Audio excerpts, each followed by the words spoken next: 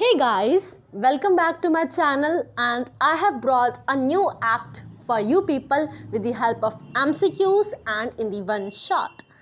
तो आज हम पढ़ने वाले हैं एक न्यू एक्ट जो नाम है जिसका indecent representation of women's act 1986 means कि वुमेन की बॉडी को उसकी फॉर्म को किसी गलत वे में रिप्रेजेंट करना, किसी गलत इंटेंशन के साथ रिप्रेजेंट करना, उसको हम indecent representation of women's act बोलते हैं एंड ये 1986 में आया था। चलो आगे पढ़ते हैं इसके बारे में। ओके, तो आपको दो केस लॉज ध्यान रखने हैं। एक है Ranjit Udeshi versus State of Maharashtra जो 1965 में आया था। यहाँ बोला गया था, एक टेस्ट था हिकलिन टेस्ट, कि अगर कोई बुक है उसका कवर बहुत ज़्यादा ऑब्सीन है तो हम मानते थे कि वो बुक पूरी ऑब्सीन होगी, बट बाद में इसको चेंज किया गया और बोला कि ऑब्सिनिटी जो होती है वो सिर्फ आउटर कवर से नहीं दिखी जाती, कुछ चीज़ें अंदर भी उसका मैटर ऐसा हो सकता है कि वो किसी भी वुमेन की मॉडेस्टी को आउटरेज कर रहा हो। तो इसमें दो केसेस आपको पढ़ने हैं। पहला केस है रंजीत उड़ेसी जहाँ पर हिकलिन टेस्ट को रिकमेंड किया गया था, एंड दूसरा केस आता है आपका अवीक सरकार जहाँ पर इसको इरेडिकेट किया गया था। Okay, sorry guys. ओके, तो अब हम पढ़ते हैं कि ये एक्ट इसको एसेंट कब मिली थी। तो मैं आपको बताती हूँ कि 23 दिसंबर 1986 में इसको एसेंट मिल गई थी। और ये फोर्स में कब आया था? ये 2 अक्टूबर 1987 में लागू हुआ था, फोर्स में आया था। ठीक है, ये दोनों डेट्स आप ध्यान रखना। आगे बढ़ते हैं। ओके, अब सेक्शन 2 में डेफिनेशंस लिखी हुई हैं। 2A बात करता है एडवर्टीजमेंट के बारे में। एडवर्टीजमेंट मतलब कि मैंने कोई भी विजिबल फॉर्म, कोई भी ओरल फॉर्म, कुछ भी चीज़ को पब्लिश किया, उसको दिखाया with the help of science, symbols, smoke, light, और वहाँ पे मैं रिप्रेजेंटेशन गलत कर रही हूँ वुमेन की, तो वो एडवर्टीजमेंट माना जाता है।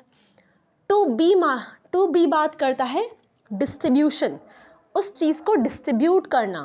ठीक है, उस फोटो को आप डिस्ट्रीब्यूट कर रहे हो बहुत सारी जगह पर, तो वो डिस्ट्रीब्यूशन हो गया।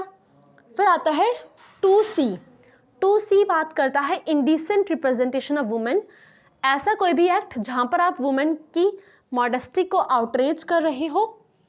फिर 2D बात करता है लेबल मतलब होता है कि जो बाहर का होता है ना, कोई भी चीज़ जो फिक्स होती है किसी के ऊपर, जैसे कि मैंने गिफ्ट दिया और गिफ्ट के ऊपर मैंने रैपर लगा दिया और एक फूल लगा दिया एंड स्टिकर लगा दिया, तो वो स्टिकर क्या माना जाएगा? वो लेबल माना जाएगा, क्योंकि वो उस गिफ्ट के ऊपर फिक्स किया गया है। ठीक है, एंड 2E बात करता है पैकेज के बारे में। तो ये डेफिनेशंस हैं एंड इसके अंदर तो मुझे लगता नहीं है कुछ इंपॉर्टेंट है, बस आपको पता होना चाहिए कि कौन से डेफिनेशंस कौन से सेक्शन में गिवन है। ओके, अब हम आगे चलते हैं।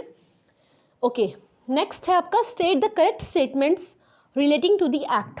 यहाँ पे हम MCQs की फॉर्म में कर रहे हैं ना, तो पहला बोलता है कि कोई भी पर्सन पब्लिश नहीं करेगा एडवर्टीजमेंट जिसमें इंडिसेंट रिप्रेजेंटेशन हुआ हो, ऐसा आपका सेक्शन 3 बोलता है। ये स्टेटमेंट बिल्कुल करेक्ट है, बट हम आगे वाले सेक्शंस को भी देख लेते हैं। आगे वाले सेक्शंस क्या बोलता है? Any person shall sell any book or pamphlets containing such things. कोई भी पर्सन ऐसी बुक और ऐसे पैम्पलेट्स को बेच सकता है, तो ये आप खुद समझ जाओगे कि ये चीज़ गलत है, और ये सेक्शन 4 में गिवन है। फिर है no punishment for the person arranging such things. कोई भी पर्सन अगर ऐसी चीज़ों को अरेंज कर रहा है तो हम उसे कोई पनिशमेंट नहीं देंगे, ये चीज़ भी गलत है। तो आपका फर्स्ट जो है वही करेक्ट स्टेटमेंट माना जाएगा। नेक्स्ट आता है state the correct statements relating to the exceptions provided in section 4 of the act. अब जो आपका सेक्शन 4 है, जो आपको बोलता है कि आप डिस्ट्रीब्यूट नहीं करोगे, अरेंज नहीं करोगे, इन सब में कुछ एक्सेप्शन हैं। अगर कोई पर्सन ऐसा कर रहा है पब्लिक गुड के लिए, पब्लिक वेलफेयर के लिए, तो वहाँ पर पनिशमेंट नहीं दी जाएगी। या फिर कोई भी रिप्रेजेंटेशन किसी, आपने देखा होगा बहुत से टेम्पल्स हैं उन पे बहुत एनग्रेविंग होती हैं, तो आप वो नहीं बोलोगे कि वहाँ पे इंडिसेंट रिप्रेजेंटेशन कर दिया, ठीक है। या फिर कोई भी फिल्म है जिसको सर्टिफाई किया गया है अकॉर्डिंग टू सिनेमेटोग्राफ एक्ट, तो वो भी आप गलत नहीं बोलोगे। तो ये सारे स्टेटमेंट्स ही करेक्ट हैं। तो आपका आंसर होगा ऑल ऑफ दी अबव। देखो एक बार रिकैप करते हैं।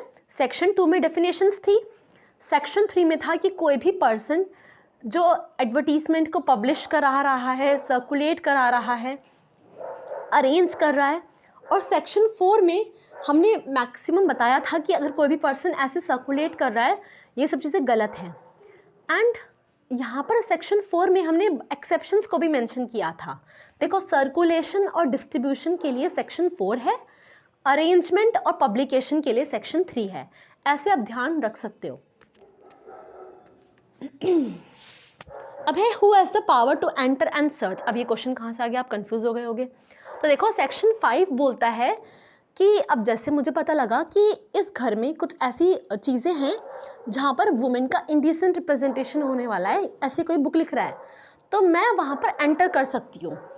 तो कौन एंटर कर सकता है? कोई भी गैजेटेड ऑफिसर कर सकता है, या कोई भी ऐसा पर्सन जिसको स्टेट गवर्नमेंट ने अपॉइंट किया हो।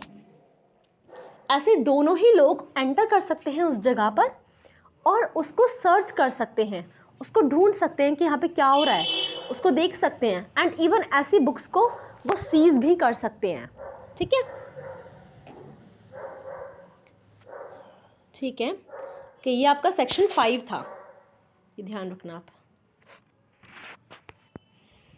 अब कुछ नोट्स लिखा हुआ है मैंने जो इम्पॉर्टेंट था कि अगर आप किसी भी ड्वेलिंग प्लेस में जा रहे हो, ड्वेलिंग प्लेस मतलब किसी का घर है, तो मैंने आपको बोला ना कि आप कहीं जा सकते हो, एंटर कर सकते हो, तो एंटर आप कर सकते हो किसी शॉप में या कोई ऐसी पब्लिक प्लेस पर। बट अगर जहाँ पर लोग रहते हैं आपको वहाँ पर एंटर करना है तो उसके लिए आपको मजिस्ट्रेट की परमिशन लेनी पड़ेगी, ठीक है। यहाँ पर CRPC अप्लाई नहीं होगी, और जो भी आप चीज़ को सीज करोगे, अपनी जब्त करोगे, वो आप मजिस्ट्रेट को दिखाओगे, ठीक है। ये आपका बोला गया है। अब सेक्शन 6 पनिशमेंट बताता है। पनिशमेंट कितनी मिलेगी उसको? पनिशमेंट मिलेगी 2 साल की और मैक्सिमम 20,000 रुपये का फाइन, ठीक है। तो आपका ए ऑप्शन सही होगा। और पनिशमेंट कहाँ लिखी हुई है? सेक्शन 6 में, ये भी ध्यान रखना। फिर आता है state the correct statement regarding the offence by companies. अब ऐसा भी हो सकता है कि जो आपकी कंपनीज हैं वो भी कोई ऑफेंस कर सकती हैं, 7 लिखा हुआ है। तो अगर कोई कंपनी ऑफेंस करती है तो वहाँ पर क्या क्या है?